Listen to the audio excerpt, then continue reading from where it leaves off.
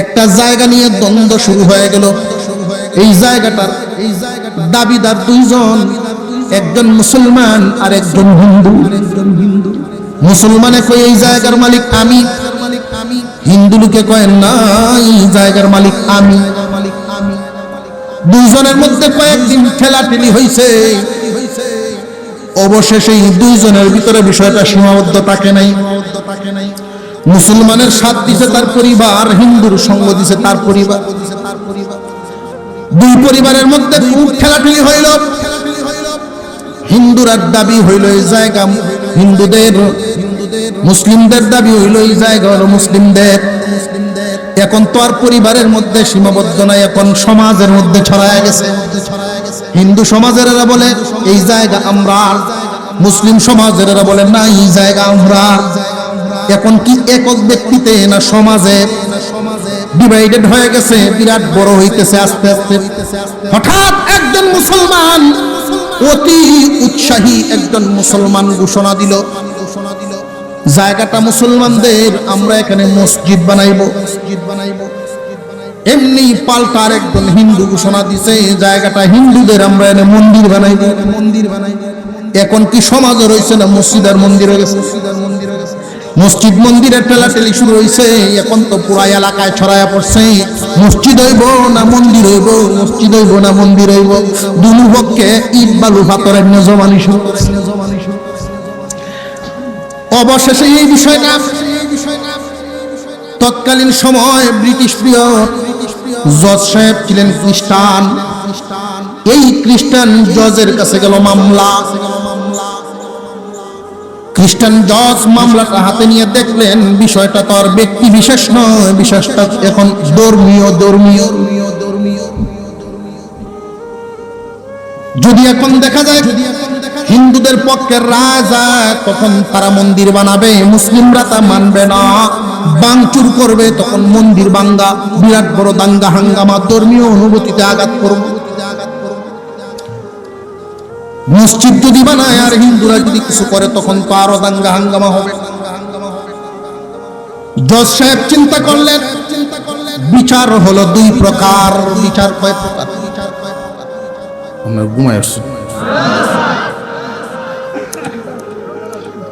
বিচার হলো দুই প্রকার, একটা হইল আপুসের বিচার আর একটা হইল আইনের বিচার। আপুসের বিচার যেটা আমরা সামাজিক ভাবে করি, কিন্তু এটা এখন যেই শর্ত, এই শর্ত হওয়া যায় না।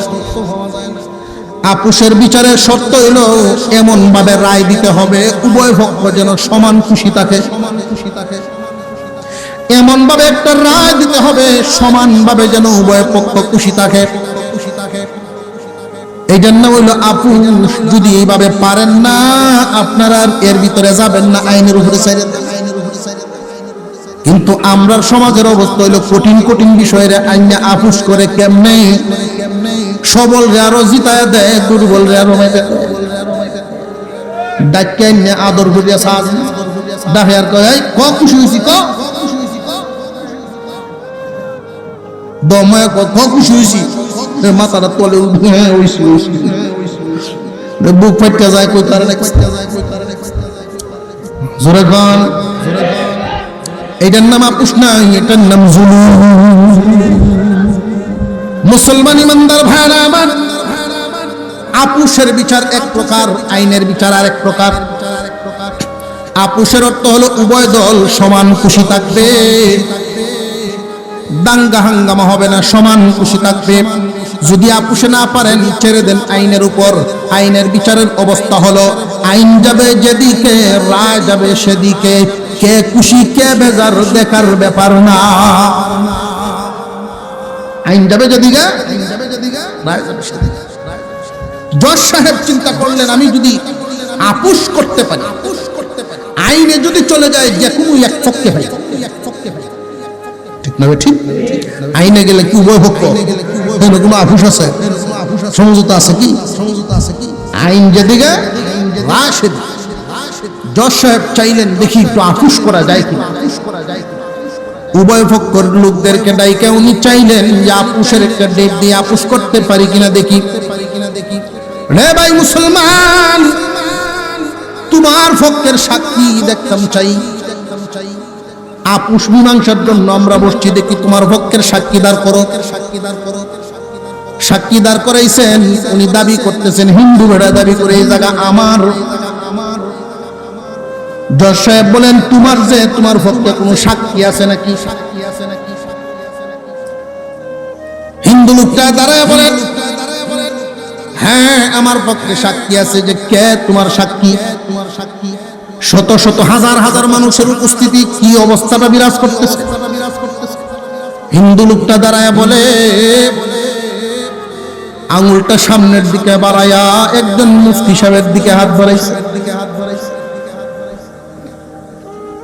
একজন মুসলমান হুজুর, উনি আমার সাক্ষী। জজ সাহেব আশ্চর্য হয়ে গেলেন যে একটা পক্ষ বিপক্ষ তারা। হিন্দু লোকটা একজন মুসলমান আলেমকে, একজন মুসলমানকে কেমনে সাক্ষী মানলেন? বুঝলেন? চুপচাপ তিনি শুধু দেখতে থাকলেন। জজ সাহেব জিজ্ঞাসা করলেন, উনি কি আপনার সাক্ষী নাকি? উনি যা বলে আপনি কি মানবেন নাকি? যে হ্যাঁ, উনি যা বলে আমি তাই মানব। হিন্দুরা সব রেগে মেগে আছে। আমরা জিতা জিনিসটা তুই হারায় দিলি সাক্ষীর কারণে, আমরা জিতা জিনিসটা তুই হারায় দিলি সাক্ষীর কারণেই। কারণ মুহাম্মদুর রাসূলুল্লাহ সাল্লাল্লাহু আলাইহি ওয়াসাল্লামের এক হাদিসের মধ্যে আছে, মুসলমান আর এক মুসলমানের ভাই। মুসলমান মুসলমানের ভাই, এই কথা ইসলামে আছেই। তারা তো ভাইয়ের বিরুদ্ধে কথা বলবে না। মুফতি সাহেব, আপনি কি জানেন এই জায়গার ব্যাপারে? আপনি কি জানেন বলেন দেখি। মুফতি সাহেব দাঁড়াইলেন, দাঁড়ায় তিনি সত্যটাই প্রকাশ করে দিলেন সবার সামনেই। জায়গার মালিক হিন্দু লোক হয়ে গেল, যে জায়গার মালিক আসলে হিন্দু। সাক্ষী দিছে কে? যে হুজুর যখন দাঁড়াইছেন সাক্ষী হইয়া, সকল মুসলমান হাসতেছিল। আমরা ভাই আছি, নিশ্চিত সাক্ষী আমরা আর মামলা। মুফতি সাহেব দাঁড়াই বলেন যে না, আমার জানা মতে কাগজপত্রের এই কোনাকানা সবকিছু মাইরিয়া দেখছি, জায়গার মালিক হিন্দু ভাই।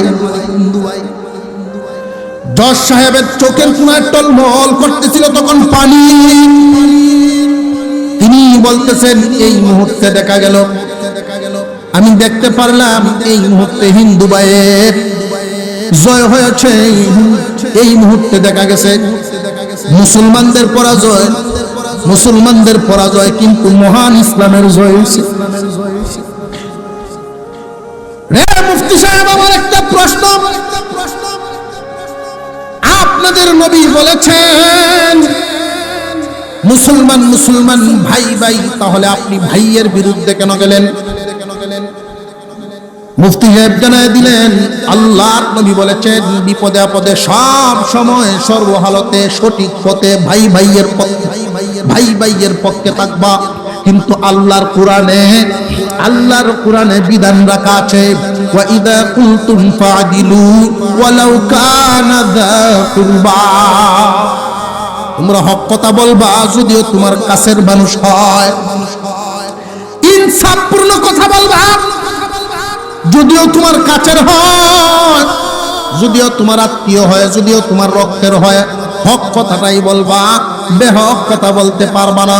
জজ সাহেব ডাক দিয়া বলে, মুফতি সাহেব, যদিও মুসলমানের পরাজয়, মহান ইসলামের বিজয় হয়ে গেছে। যেই ধর্মে এত সুন্দর বিধান, আমি এই মুহূর্তে নিজেকে আর কন্ট্রোল করতে পারছি না যে এত সুন্দর ধর্ম দুনিয়াতে। মুফতি সাহেব, হুজুর আটটা বারান, এই মুহূর্তেই আমার কালিমা পড়া মুসলমান বানায়া দেয়। জজ সাহেব মুসলমান হয়ে গেছে। জায়গার যে নতুন মালিক হয়েছেন, এই হিন্দু লোকটা লাভ দিয়ে আইসা বলে, হুজুর আমি ভয় পাইছিলাম আপনি একজন আলেম হয়ে আর একজন মুসলমানদের বিরুদ্ধে যাবেন কিনা। কিন্তু আপনার ভিতরে যে ইলম, যে কোরআনুল কারীম, আপনার যেই আদর্শ, যেই নীতি, আপনার মুসলমানদের যেই নীতি আদর্শ, ওই আদর্শ আপনাকে সম্পর্কের চাইতেও মজবুত বানায়া দিছে।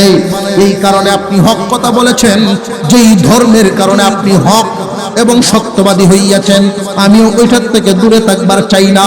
আমারেও আপনি উনার সাথে সাথে কালিমা পড়াইয়া মুসলমান বানায়। এই হিন্দু লোকটা যেই মাত্র কালিমা বলা হয়ে গেছে, সাথে সাথে ইমানের ঝুষ হইতে গেছে, ইমানের নূর চমকাইতেছিল। তখন একটা হক কথার কারণে, একটা হক বলার কারণে ইমানের সয়লাভ শুরু হয়ে গেছে। সুগ্রাণ মানুষের নাকে নাকে এমন ভাবে ঢুকতেছে, লাফাইতেছে আর মানুষ লাফাইতেছে আর মুফতি সাহেবের কাছে আসতেছে। যত হিন্দু মানুষ ছিল পুরা সমাজের সব মানুষ আইসা বলে, আমরা এক বাক্যে ঘোষণা দিলাম, আমরা সবাই ইমান কবুল করলাম, সকলে মিলে এই জায়গায় এখন আর মন্দির নয়, এক জায়গায় একসাথে মসজিদ বানাইব। নবীগণের সাথে সাথে আইন পরিবর্তন করেছেন, কিন্তু এই চারটা বিধান পরিবর্তন হয় নাই। এই চারের সাথে আগে পিছে আরো বিধিবিধান আছে, আমি আজকে নিলাম চারটা। আল্লাহ পাক রব্বুল আলামিন এই চারটা বিধানের আলোচনা করেছেন এই আয়াতের মধ্যে। মহান মাওলাই করিম ডাক দিয়ে বলেন, ওয়ালা তাকরাবু মালাল ইয়াতীমি ইল্লা বিল্লাতী হিয়া আহসান হাত্তা ইয়াবলুগা আশুদ্দাহু ওয়া আউফুল কাইলা ওয়াল মিজানা বিল কিসত লা নুকাল্লিফু নাফসান ইল্লা উসআহা। এক নাম্বার, ইতিম বালক বালিকা, ইতিম প্রাপ্তবয়স্ক হওয়ার আগ পর্যন্ত এদের মালের ধারে কাছেও যাইও না। রে দুনিয়ার মানুষ, ইতিমের মাল গ্রহণ করবা, খাইবা দূরের কথা, ধারে কাছেও যাইও না। আল্লাহ পাক রব্বুল আলামিন কোরআনুল কারীমের আরেক জায়গায় ইতিমের মালকে আগুনের সাথে তুলনা করেছেন। ইন্নাল্লাযীনা ইয়াকুলুনা আমওয়ালাল ইয়াতামা যুলমান ইন্নামা ইয়াকুলুনা ফী বুতুনিহিম নারা। আল্লাহ পাক বলেন, যারা ইতিমের মাল অন্যায়ভাবে ভক্ষণ করে, যারা অন্যায়ভাবে ইতিমের মাল উদরস্ত করে, ইতিমের মাল খায়, সে তো মাল খাইল না, সে যেন আগুনই খাইল। কি খাইল? দুনিয়ার ইমানদার মুসলমান আগুনের কাজ কি? যেখানেই যায় জ্বলায়া দেয়, যেখানেই যায় জ্বলায়া দেয়। আগুনের হইল এই চরিত্র। অন্যায়ভাবে যদি ইতিমের মাল তুমি ভক্ষণ করো, ইতিমের 5টা টাকা যদি তোমার 500 টাকার সাথে মিলায়া নাও, ইতিমের টাকাটা কিন্তু টাকা নয়, এটা হলো আগুন। ওই আগুনে তোমার 500 টাকারে জ্বালায়া ছাই বানায়া দিব। কথা বুঝে আসতেছে আপনাদের? মুসলমান ইমানদার ভাইরা আমার, সমাজের এতটাই অধপতন হয়েছে, সামাজিকতা আমাদের মধ্যে আজকে, সামাজিকতার অবক্ষয়। খুব লক্ষ্য করে দেখবেন, একই পরিবারে যদি 3টা ভাই থাকে, বড় ভাই ছোট গুলোরে পড়াশোনা করাইল, প্রতিষ্ঠিত করে দিল, নিজে সংসার করলো, সন্তানাদি ছোট ছোট রাইকাই বিদায় হয়ে গেল। এমন ঘটনা সমাজে কিছু ঘটেনি না? ঘটে না? এতিম বাচ্চাদেরকে রেখে বড় ভাই দুনিয়ার থেকে বিদায় হয়ে গেল। এখন তো সম্পদ বন্টনের সুযোগ আসছে, ছোটদের হাতে মাতাব্বরি। ছোটরা যদি সুযোগ পায়, দামি ক্ষেতগুলো তাদের বন্টনে নেয়।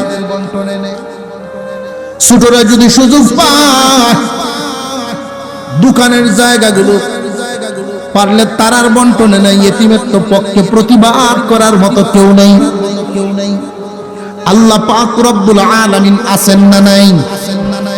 খুব সাবধান, খুব সাবধান। ইয়েতিমের মাল খাইবা দূরের কথা, অন্যায়ভাবে ইয়েতিমের মাল বক্ষণ করবা দূরের কথা, দ্বারে কাছেও যাইও না। তবে ন্যায়ভাবে যাইতে পারো, যেহেতু আল্লাহ পাক বলছেন অন্যায়ভাবে ইয়েতিমের মাল ভক্ষণ করো না, ধারে কাছেও যাও, অন্যায়ভাবে যাও না, তাহলে বোঝা গেল ন্যায়ভাবে যাও। ন্যায়ভাবে এখন আমাদের বুঝার প্রয়োজন এই ন্যায় ভাবটা কোনটা, ন্যায় সুরত কোনটা।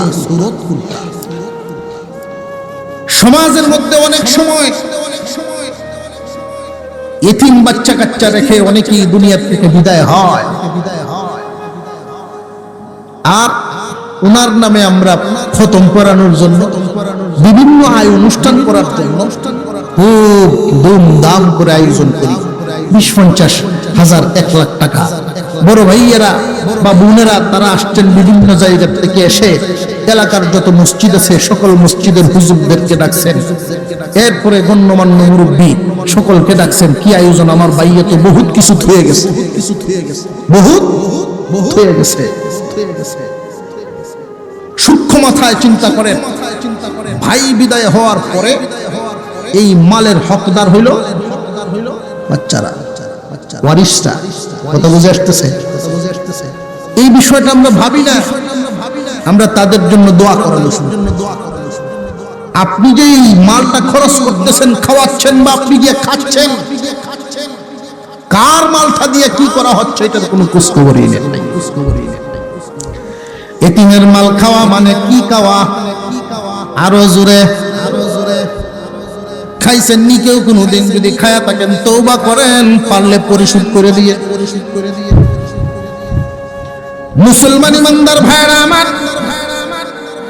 অন্যায়ভাবে ইয়েতিমের মাল খাইবা তো দূরের কথা, দ্বারে কাছেও যাইও না। এভাবে ইয়েতিমের মালের দ্বারে কাছে যাইতে পারবা সুরত আছে, আল্লাহ পক্ষ থেকে অনুমতি দেওয়া আছে নেই পদ্ধতিতে। যেমন ধরুন একজন মানুষ দুনিয়ার জমিন থেকে বিদায় হয়ে গেল, ছোট ছোট সন্তানদেরকে রেখে গেল ইয়েতিম তারা। আগে বোঝা দরকার ইয়েতিম কাদেরকে বলা হয়, ইয়েতিম কারা। ছেলেদের বয়স বালেগ হওয়ার আগ পর্যন্ত কি হওয়া, আরো জোরে বালেগ হওয়ার আগ পর্যন্ত, কিন্তু মেয়েরা বালেগ হওয়া পর্যন্ত নয়, মেয়েদের বিবাহ পর্যন্ত। ছেলেদের সীমা বালেগ হওয়া পর্যন্ত। এখন বালেগ কয় বছরে হয়? জলবায়ুর উপরে নির্ভর করে, এক এক দেশের মাটি, এক এক দেশের আবহাওয়া এক এক রকম।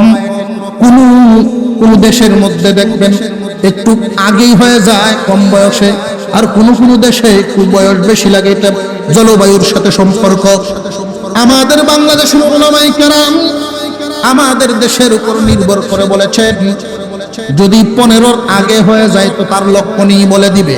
যদি 15-র আগে না হয়, আমাদের এই বাংলাদেশে 15 বছর বয়স হয়ে গেলে তারে বালেগ ধরা হয়। ছেলেরা কয় বছর? আরো জোরে বুঝতেছেন কথা? 15 বছর বয়স হয়ে গেলে বালেগ হয়ে গেল। আর মেয়েরা বিবাহ পর্যন্ত ইতিমের হুকুমের ভিতরে থাকবে, এই পর্যন্ত তারা ইতিম। মুসলমান ইমানদার ভাইরা আমার, এই ছোট ছোট বাচ্চা রেখে যদি একজন মানুষ দুনিয়া থেকে বিদায় হন, এদের দেখাশোনা, এদের পড়াশোনা, এদের গার্জিয়ানের প্রয়োজন আছে না নাই? যদি একজন মহিলা চিন্তা ভাবনা করেন, আমার স্বামী আমাকে রেখে দুনিয়া থেকে বিদায় হয়ে গেছে, সন্তানাদি আছে, আমি কোথায় যাব? এই সন্তানগুলো কোথায় যাবে? তিনি যদি চরিত্র হেফাজত করেন, ধৈর্য ধারণ করে ইতিমদের খেদমতের জন্য নিজেকে হাওলা করতে পারেন, নিজেকে কন্ট্রোল করে রাখতে পারেন, ইতিমদের খেদমতে লাগাইয়া দেন, গুনার কাজের দিকে না যান, এই ইতিমদের অভিভাবক হওয়ার জন্য তাকে অনুমতি দেওয়া আছে। এই ইতিমদের দেখাশোনা করার জন্য মা তার ছায়া তলে রাখলেন। এই যে মহিলা এখানে রইলেন, তার বরণ পোষণের দরকার আছে না নাই? এই মহিলা চলতে ফিরতে, খাইতে, ব্যবহার করতে যেই পরিমাণ প্রয়োজন, এতিমদের মাল থেকে উনি গ্রহণ করতে পারবেন। সুরতটা হলো উচ্চ বিলাসীও হতে পারবে না, একদম নিম্নমানেরও না, মোটামুটি সামাজিকভাবে চলতে ফিরতে যা লাগে এতটুকু গ্রহণ করা তার জন্য শরীয়তে অনুমতি দিয়েছে। ইচ্ছা করলে 10 ভরি স্বর্ণের হার বানাতে পারবে না। স্বামী হয়ে গেছে ব্যাংকে টাকা, অসুবিধা কি? বোরকা ভিন্দে ভিন্দে বাজারও করলাম আর মার্কেট করলাম যে না না, এই অনুমতি তোমাকে দেওয়া হয় নাই, মালটা এতিমের। মালটা কার? এতিমের মাল। ইচ্ছা করলেই তুমি বক্ষণ করতে পারবা না। জমা জমি অনেক সময় চাচাদের আন্ডারে থাকে, এতিমরা বড় হয়ে নিবে, চাচারা চিন্তা ভাবনা করে যে বড় হোক আগে ভরে তারাটা তারা নিবনে। আপনার কাছে তো রাখছেন ভালো কথা, আপনি কৃষি কাজ করতেছেন, তাহলে হিস্সা অনুযায়ী হিসাব বিকাশ রাখছেননি। যদি না রাখেন তাহলে এতিমের মাল আপনার মালের সাথে মিশিয়া যাইব। যদিও আপনারটা হালাল, কিন্তু এতিমেরটা খাওয়া তো আপনার জন্য হালাল না। এতিমেরটা আপনার জন্য হইব কি? আরো জোরে। এই আগুন দিয়ে আপনার হালাল মালের সাথে মিশিয়া ছাই বানাইয়া দিব। এতিমের মালের ব্যাপারে সাবধানতা অবলম্বনের দরকার আছে না নাই?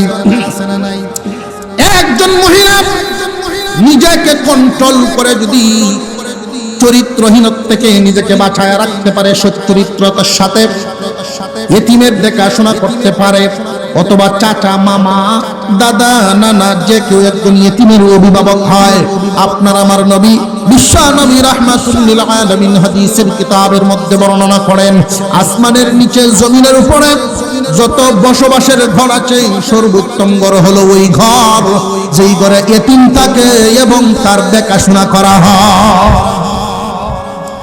এই জমিনের মধ্যে সবচেয়ে নিকৃষ্ট ওই ঘর যেই ঘরে এতিম থাকে এবং তার অবহেলা করা হয়, তার হক আদায় হয় না। হুজুর সাল্লাল্লাহু আলাইহি ওয়াসাল্লাম বর্ণনা করেন, ধনী কিনা গরীব এটা উল্লেখ করা হয় নাই। আল্লাহর নবী বলেছেন বাচ্চাটা কি এতিম কিনা আগে দেখো। বাচ্চা যদি এতিম হয়, তার মাথায় যদি তুমি আদর করে হাতটা বোলায়া দাও, এই হাতের নিচে যেই পরিমাণ চুল পড়ে, প্রতিটা চুলের বিনিময়ে একটা করে নাকি তোমার আমলনামা। যদি কেউ এতিমের অভিভাবক হইয়া থাকে তাহলে বুঝবেন আল্লাহর বিরাট বড় এক নিয়ামত। নবী করিম সাল্লাল্লাহু আলাইহি ওয়াসাল্লাম বর্ণনা করেন, কিয়ামতের কঠিন ময়দানে ইতিমের অভিভাবক আর আমি নবী, ইতিমের অভিভাবক আর আমি নবী, এই দুইটা আঙ্গুল যত কাছাকাছি আমরাও থাকবো এতটুকুন কাছাকাছি। সুখ্যাত ভাবে বলি, এই এতিমদের মালের ব্যাপারে, এই এতিমের মালটা বক্ষণ করা যাবে না হেফাজত করতে হবে? আরো জোরে। হেফাজত করবে কে? এতিমের অভিভাবক। এই এতিমের অভিভাবক কতদিন পর্যন্ত তার নিজ দায়িত্বে মালটা রাখতে পারবে? যে এতিম যতদিন এতিম থাকবে, 15 বছর, আর মেয়ে হইলে বিবাহ হয়ে গেলে খুব ভালো করে বুঝবে মুসলমান ইমানদার ভাইরা আমার। কিন্তু দেখা গেল মুফাসসিরিনে কেরাম বলেন, ইমাম আজম আবু হানিফা রাহমাতুল্লাহি আলাইহি বর্ণনা করেছেন, এইখানে একটা কথা আছে। যে কি কথা? এই বাংলাদেশের জলবায়ুর উপরে নির্ভর করে উলামায়ে কেরাম ফতোয়া দিয়েছেন 15 বছর বালেগ হয়ে গেছে, কিন্তু তার আকল পুরোপুরি হয় নাই, তার এই সম্পদ কন্ট্রোল করার মতো যোগ্যতা তার এখনো হয় নাই। 15 বছর বয়স হইছে, বালেগ হইছে, কিন্তু সাদা সিধা হয়নি না, হয় না। এমন ফুলাফান আছে দেখবেন বয়স 10 বুঝে 20-এর সমান, আর এমনও আছে দেখবেন বয়স 20 10-এর সমান বুঝে না। আছে না নাই? মাঝে মাঝে কথাবার্তা কইলে ফুলাফানের সাথে বোঝা যায়, টের হওয়া যায়। বেড়া দৌড়িয়ে গেছে, সুরে একটু বুপ্পো বেড়া, আরেক বেটার বাড়ির সামনে গিয়ে ডাকতেছে, সলিমুদ্দি বাড়ি, সলিমুদ্দি বাড়ি। ছেলে ভাই নিচ্ছে একটা 8-9 বছর বয়স, আব্বা বাড়িত নাই।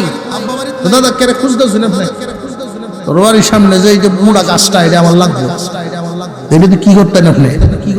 খোসানো না আমার রুচি, আমার রুচি সম্পর্কে তো তোর ধারণাই আছে, দেশের সব মানুষে জানে। এই যে হাতের লাঠি দে, এই লাঠিটা আমি পাল্টাইম, লাঠি বানাই, মুড়া গাছটা লাগবে, গোপটা সারছে। শুরু ছেলে দাদা এই গাছ কেউ দিত না, বিশেষ কাজের জন্য রাখছে। কি কাজ? আব্বা হলে কি লাগবে নাই, বুঝে যে গেল গহর তার হওয়া গেছে যে সাংঘাতিক চেতনা। সব ফুলাবান্ত সমান বুঝে না, এক বয়সে সমান বুঝে না। ইমাম আযম আবু হানিফা রাহমাতুল্লাহি আলাইহি বর্ণনা করেন, এতিমের বয়সটা যদিও পূর্ণ না হয়, অভিভাবক তখন ওই মালটা তার হাতে যেন বুঝায়া না দেয়। এই সময় যদি অভিভাবক তারে মাল বুঝায়া দিয়া দেয়, শাইলদরা বাজারও সকাল বেলায় নিয়ে ঠিক মতো ডিম দিয়া পরোটা দিয়া নাস্তা খাওয়ায় লয়ে যাবো হাসপাতালে। বাটপার আছে না নাই? এই জন্য তার 25 বছর বয়স হওয়ার আগ পর্যন্ত অপেক্ষা করো। এটা ইমামে আজম আবু হানিফা রাহমাতুল্লাহি আলাইহির মত। 25 বছর বয়স পর্যন্ত অপেক্ষা করে। যেই মাত্র 25 হয়ে গেল, এর পরেও যদি তার বুঝ না আসে, রে অভিভাবক, দিনদার চালাক চতুর দেখে একটা দিনদার মেয়ে আনো, হোক না গরিবের মধ্যে, দিনদার মেয়ে আইনে সংসার পাতায়া দুইজনের সমন্বয়ে সম্পদটা বুঝাইয়া দিয়ে সংসার করাইয়া দাও। আল্লাহর হাওলা করে ছেড়ে দাও, তার তকদিরের উপর নির্ভর।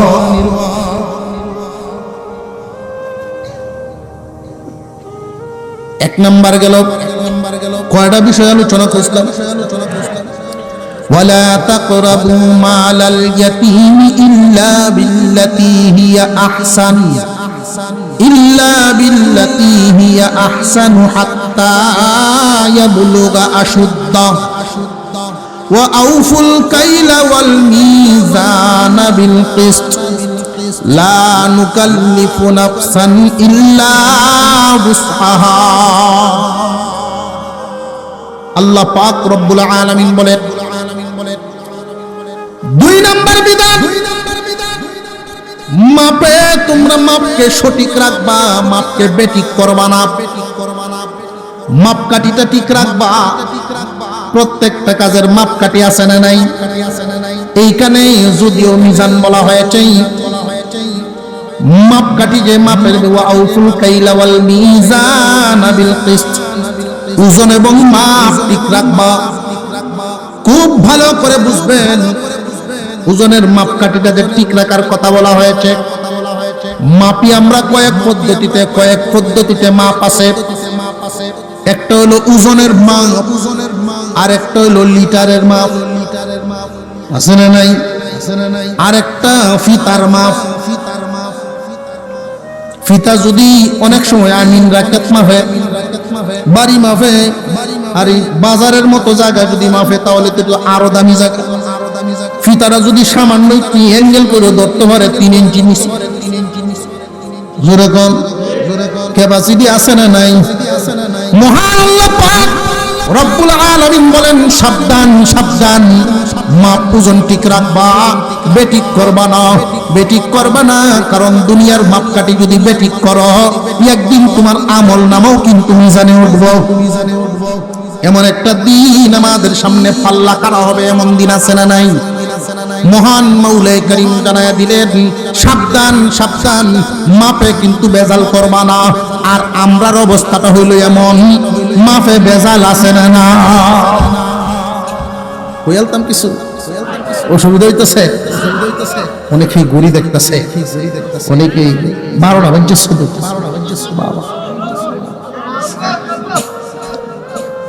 আমার কামো লাগাইয়া দিয়া ভাই উল্লে আমার লাগাই দিয়ে আপনারা দেখেন লুকিয়া তাহার পক্ষে খেলা খেলা বুঝিয়ে বুঝল নারে তাকবীর।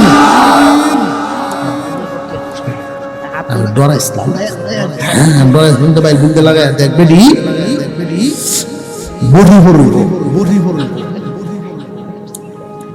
মহিলারা কিন্তু খুব আদর, সাংঘাতিক আদর। মুরগির বাচ্চা আর বড়ি, গরু তিনটে মরি লাগে অত কষ্ট লাগতো না, মুরগির বাচ্চা একটা মরি লাগে কষ্ট। এখন ছাগলের বাচ্চা ওই তো একটা বাচ্চা হইছে, আর একটা ওইটাছে ছাগল যে চিৎকার লইল, ছাগলের কান্দনে বেরিয়ে মায়া লাগতেছে। আরে মায়া কি মায়া, ভিডিও কান্দতেছে, আল্লাহ আল্লাহ কোন রকম উদ্ধার করো, আল্লাহ আল্লাহর কাছে দোয়া করতেছে। হঠাৎ করে যখন দেখা যায় বেশি মায়া লাগতেছে, চিল্লাইতেছে আর কইতেছে আল্লাহ উদ্ধার করো, আমি এক জোড়া বইস দিয়া মান্নত করে বই রয়েছে, এক জোড়া বইস দিব। আরেক ব্যক্তি কইতেছে রুশ আছে, এক জোড়া বইস কিনলে 100 জোড়া ছাগল বেচলে হইতো না। কিতা কইতাছ,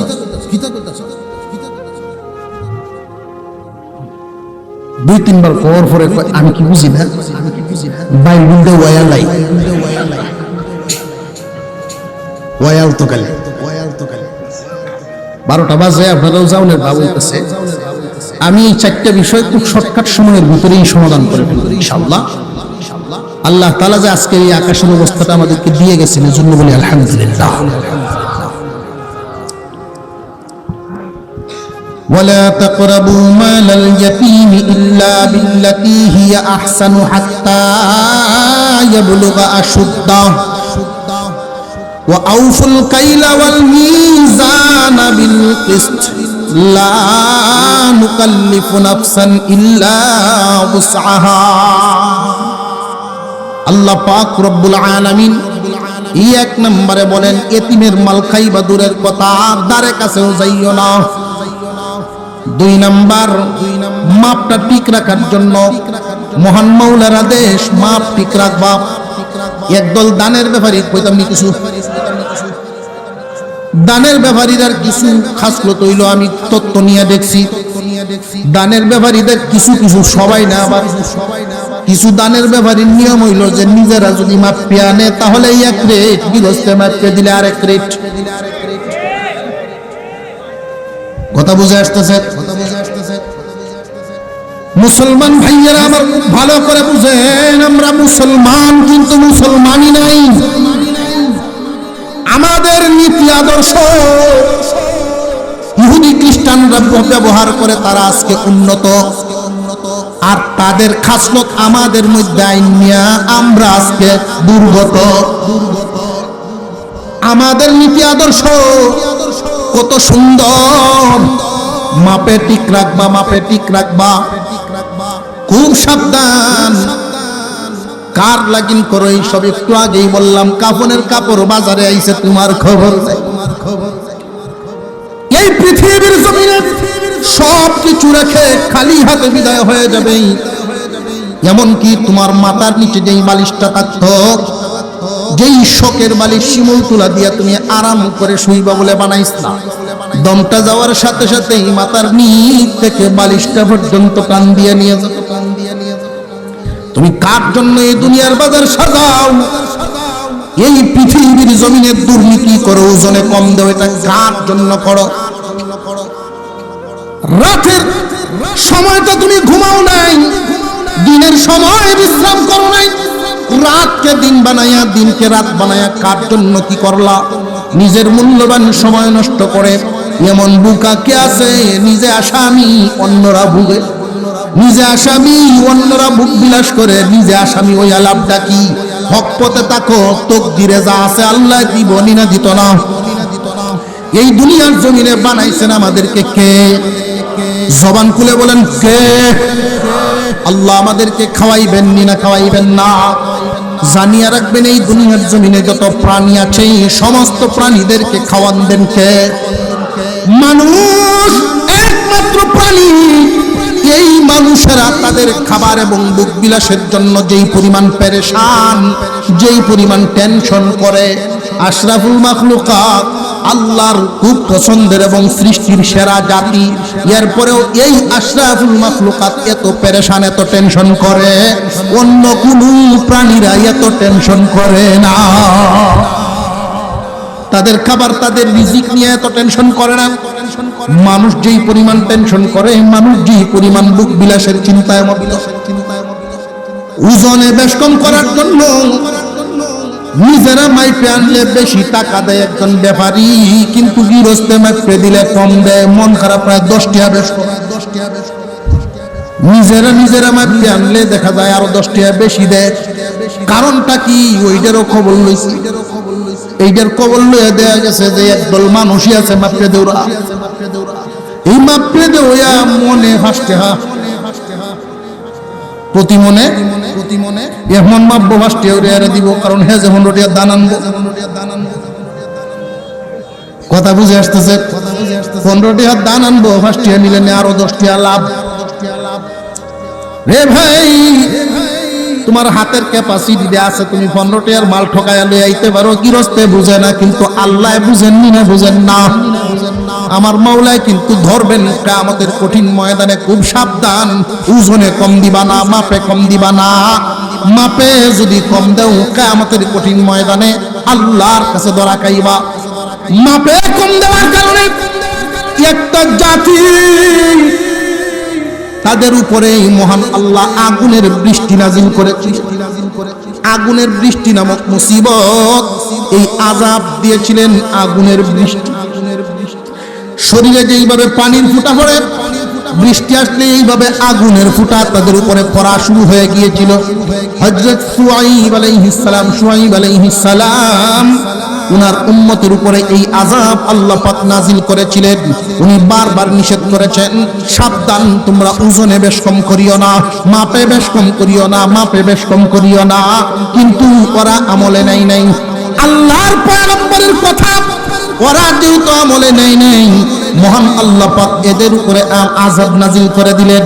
এমন ভাবে চাপাইলেন, আযাব এদের উপরে এমন ভাবে পাকড়াও করলো, চতুর্দিক থেকে ঘেরাও করে ফেলল। মুসলমান ইমানদার ভাইরা আমার, একদল মানুষ লিটারের মাপে কম দেয়, অল্প অল্প করে 1 কেজি সাদা মুরগি, ব্রয়লার 1 কেজি মুরগি 100 গ্রাম, 1000 গ্রামে 1 কেজি হওয়ার কথা, তারা 950 গ্রামে কেজি বানাইছে। আর একটু জোরে গন। মুসলমান ইমানদার ভাইরা আমার, যদি কারো উপরে পড়ে, কারো উপরে বললে এটা আমারে ফিরায় দিয়ে লাভ নাই। তোমার চরিত্রের কথাগুলো বলে যাচ্ছি। মসজিদের ইমামের কাছে গিয়া দোয়া চাও, হুজুর দোয়া করেন, ছেলেটা মাদ্রাসা দিছি, হুজুর দোয়া করুন যে আমার ছেলেরে মৌলানা বানাইতাম। খুব সাবধান, কি খাওয়াইতেছেন, কি পড়াইতেছেন, খেয়াল রাখবেন। এইভাবে ওজনে কম দিয়া মানুষের ঠকায়া টাকা এনে বরণ পোষণ করলে, মাদ্রাসার বেতন দিলে, মনের আশা মনে রইব, পূরণ হইব না।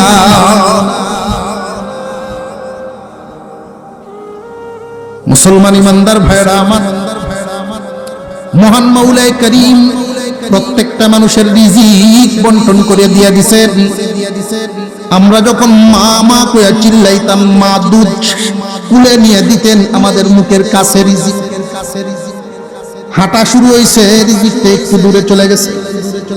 বান্দা, আল্লাহর কাছে চাওয়া বন্ধ করছো, তোমার জন্য দুনিয়ার সমস্ত রহমত কষ্ট হয়ে গেছে, তোমার জন্য বন্ধ হয়ে যায়।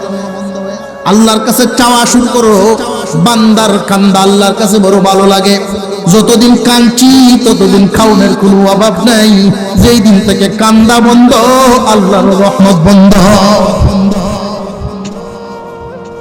মুসলমান ইমানদার ভাইরা আমার, খুব ভালো করে বুঝবেন, আল্লাহ পাক রব্বুল আলামিনের দরবারে শেষ রাত্রিতে যখন বান্দা উঠে দাঁড়ায়, আল্লাহ সন্তানাদি 4-5 জন নিয়ে কই যাবো, সামান্য জমা জমির উপরে তুমি রহম ঢেলে দাও। জমি মাত্র 4-5 কাঠা, কিন্তু 4-5টা সন্তান নিয়েও চলতে পারবেন। বুদ্ধি খুলে দেওয়ার মালিককে। 5 কাঠা জমি, এই 5 কাঠা জমিনের উপরে সে দান করে। ধান ক্ষেত করার মধ্যে খরচ আছে না নাই? হিসাব নিকাশ করলে শেষে গিয়া খুব একটা লাভ থাকে না। কিন্তু আরেকজন সেম 5 কাঠা জমিনের মালিক, কিন্তু আল্লাহ পাক তারে এমন একটা যোগ্যতা দিয়েছেন, এমন কৃষিকাজ করে, বহু টাকা পয়সা এখান থেকে ইনকাম করতে পারে। এই বুদ্ধি দিয়েছেন কে? এই শক্তি চেতনা। আল্লাহর রহমত যদি তোমার থেকে উঠে যায়, তোমার ভিতরে অলসতায় বাসা বাঁধবো, শুয়া শুয়া সময় কাটাইবা, কাম করতে মনে চাইতো না। আল্লাহর রহমত যখন নাজিল হবে, তাহলে সময় কম, তোমার বরকত হইব বেশি। মনেই চাইব কাজ করুন, ভালো লাগবো। সবকিছু নাজিল হয় আসমান থেকে, জমিনে কিচ্ছু না। মুসলমান ইমানদার ভাইয়েরা আমার, ওজনে কম দিবেন না। শর্টকাট করে বলতেছি, ওজন করার সময় খেয়াল রাখতে হবে, পাথর থাকে একদিকে, মাল থাকে আরেক দিকে। কিতাব বলেন, যেই দিকে মাল থাকবে, মাল যেই সাইডে থাকবে, ওই সাইডের পাল্লাটা একটু ঝুকানো থাকবে। চেষ্টা রাখবা সব সময় তোমার এই অবস্থায়, যদি তোমার অজানা মতে ইয়ার পরেও কোনো মানুষের বাগে একটু কম পড়িয়া গেছে, এই জন্য আল্লাহ বলেন, লা নুকাল্লিফু নাফসান ইল্লা বুসআহা। আমি আল্লাহ কারো সাধ্যের বাহিরে কারোর উপরে আমি কোনো কিছু চাপায়া দেই না। তুমি চেষ্টা করেছো ওজন মাফিক রাখার জন্য, তুমি তোমার কোন মুসলিম ভাই ও মুসলিম ভাই, আল্লাহর কোন বান্দা বান্দিকে ঠকানোর ইচ্ছা নাই। তোমার অজান্তে যদি কোনো কিছু ঘটিয়া যায়, তোমার অজানা যদি কোনো কিছু ঘটিয়া যায়, মহান আল্লাহ বলেন, তার ঘাটতি আমার পক্ষ থেকে পূরণ করাম, তোমারে মাফ করাম, তোমারে মাফ করাম। জানিয়া শুনিয়া যদি তুমি আর একজনকে ঠকাও, সার পাইবা না বান্দা, তুমি সার পাইবা না। আল্লাহ পাক রব্বুল আলামিন বলেন, 1 নাম্বার, ইতিমের মাল খাইবা দূরের কথা, দ্বারে কাছেও যাইবা না। আজকাল ইতিমের মাল সুযোগ পাইলে কায়নি না খায় না, বিধুমার মাল সুযোগ পাইলে কায়নি না খায় না, এমন কি গুরুস্থানের মালও বলে খায়, কবরস্থানের নামে বাজেট নিয়েও খায়ালায়। এক বুড়া বেড়া কেছে, হুজুর আমরা চেয়ারম্যানের 3 লেফটিন খাইছে। লেফটিন কেমনে খাইলো? সরকারি বাজার বাজারে দিল না। ও আচ্ছা, আমি বলছি ট্যাঙ্কি টুঙ্কি লয়ে লেখা আছে।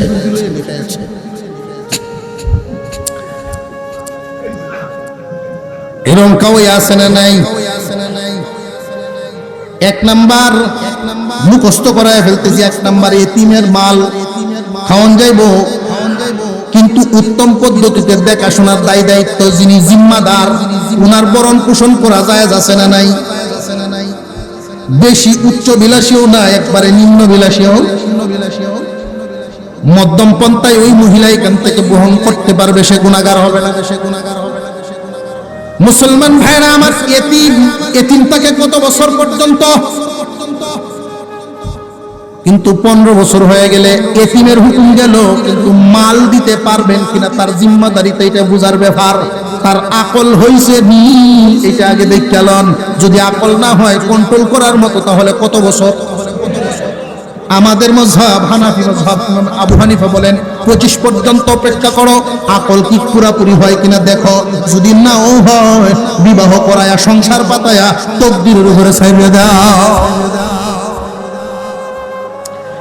2 নাম্বার, মাপে কম দিবা না, ওজনে কম দিবা না। আজকের থেকে মনে থাকবো নি, সালাকি করে কেউ ঠকাইলে কি নিজে জিতা যায় না, আরো ঠগন লাগে। আরো জোরে কোন, কেউ রে ঠগাইয়া নিজে জিতা যায় না। মুসলমান খুব সাবধান। 3 নাম্বার, وَإِذَا قُلْتُمْ فَاعْدِلُوا وَلَوْ كَانَ ذَا قُرْبَى।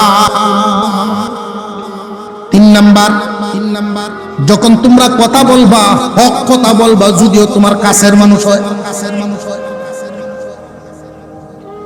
আজকাল দয় দরবারও দেখা যায়, যদি মামু বাইক না হয়, তাহলে পিছলা বাবা তেল তেলা বাবা জোরে ঘর।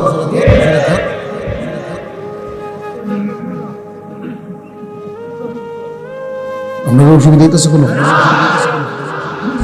ওয়া ইদা কুলতুম, যখন তুমি কথা বলো, ফাদিলু ওয়ালাউ কানা দা কুরবা, ইনসাফ করে কথা বলবা, যদিও তোমার কাছের হয়। কাছের মানুষ হইলেও তুমি ইনসাফকে বিক্রি দিবা না। ছোট্ট একটা ঘটনা না বললে এটা বুঝ হবে না আপনাদের। ইনসাফ যদি টিকায় রাখতে পারেন, বিজয় আপনার। হক কথা যদি আপনি টিকায় রাখতে পারেন, আপনার সন্তানের বিরুদ্ধে যায়, সাময়িক সময়ে সন্তান বলবে আরে মুসলিম করে মুসলিম হইতে পারেন না। আমি আঞ্চলিক ভাষা আমরা নিজের মধ্যে কিভাবে শব্দটি করে এলাই কষ্ট সিটাঙ্গে হয়ে কইতাম। বড় ভাই যদি তাবলিগী হয় আর এই নীতি মানতে গিয়া ছোট ভাইয়ের বিরুদ্ধে সাক্ষী দেওয়া লাগে, হক কথা বললে ছোট ভাইয়ের কাছে বড় ভাই কুটিতা হইব। হক কথা বললে কাছের মানুষ, আল্লাহর হুকুম মানতে গিয়া যদি তুমি হক কথা বলিয়া সাময়িকভাবে তিতাও অসুবিধা নাই, ডরায়ও না। সাময়িকভাবে এই লোকটা তোমারে মন্দ কইব, তোমারে দেখতো না, বাড়িতে গেলে তোমার উচিত তাহাইতো না, তুমি ডাক দিলে শুনতো না। হ্যাঁ বুঝছি, আমার বাগায় আনছস দরবার, আমার হকতে দুটো কথা কইলে না। কিন্তু এই রাগটা যখন থামবে, এই পরিস্থিতিটা যখন খেটে যাবে, তার বিবেক বলতে একটা বস্তু আছে না নাই, এই বিবেকের কাঠিটা যখন নাড়া দিবে, তখন অবশ্যই বিবেকেই তারে ডাক দিয়ে বলবে কার সাথে কি করো, তোর ভাই তো সঠিক মানুষ, মানুষ বলতেই সঠিক, রক্তের টানেও সে বিক্রি হয় নাই, পুরাণের বিধানকেই সঠিক রাখছে। নীরবে বৈশা বৈশা কিন্তু তোমার সম্মানের জায়গায় বসানো শুরু করে দিবে, তোমার সম্মানের জায়গায় বসানো শুরু করে দিবে। যেই দিন তুমি দুনিয়ার থেকে বিদায় হয়ে যাবে, বাবা হও, চাচা হও, বড় ভাই হও, হক কথা বলার কারণে সাময়িক সময়ে তুমি কারোর কাছে হয়তো তিতা হইছিলা, কিন্তু পরবর্তীতে এই তিতা থাকে না, মিষ্টিতে পরিণত হয়। এমন একদিন আসবে যেই দিন তুমি দুনিয়ার জমিন থেকে বিদায় হয়ে যাবে, এরপরে দেখবা তোমার কবরের কাছে গিয়াও বলতে বাধ্য, তোমার গুরুস্থানটার পাশ দিয়ে গেলেও তার পশমগুলো দাঁড়ায়া যাবে আর বলবে সত্যবাদী একজন হক্কানি মানুষ শুইয়া আছে। আর যদি তুমি জবান লড়াও রক্তের টানে, হাজী সাহেব হজ করে আইছে, ফুতের হককে সাফাই গাইতেছে, ফুত খুব খুশি, বড় অন্য সুমাইব করো, আব্বা টিহি আছে, হজ করলে ভাই করো, ভাগ্য অন্যায়।